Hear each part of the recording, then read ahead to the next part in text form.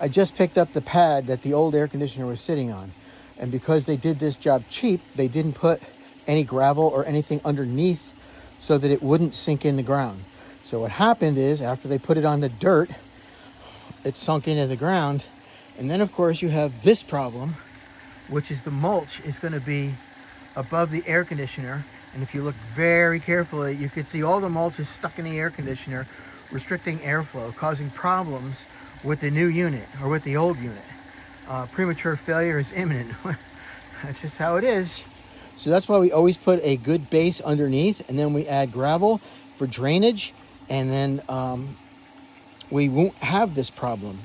So the old unit had a 5/8 line set, which is real important that you don't upsize this, because if we went any larger than the correct size for the house, we would actually have to have a larger line set, which currently it's in the law.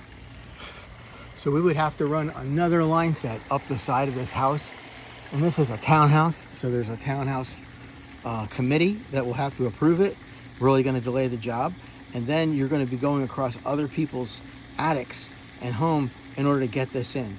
So it's kind of funny because a competitor wanted to upsize the unit, and they would have destroyed the unit prematurely because the line set would not have been big enough to handle the capacity of the refrigerant.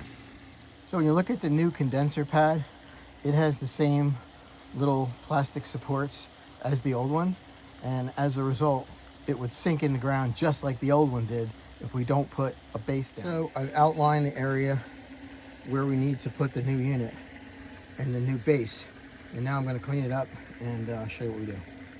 The first thing I'm doing is putting down some blocks that are flat and thin, and there'll be a nice support foundation to stop the system from sinking into the ground. Next, we're going to flush out the line set with a flush that cleans out the old oil, and then if you don't do this, you can actually contaminate the new system, so we definitely want to do that. So now I've leveled up the pad.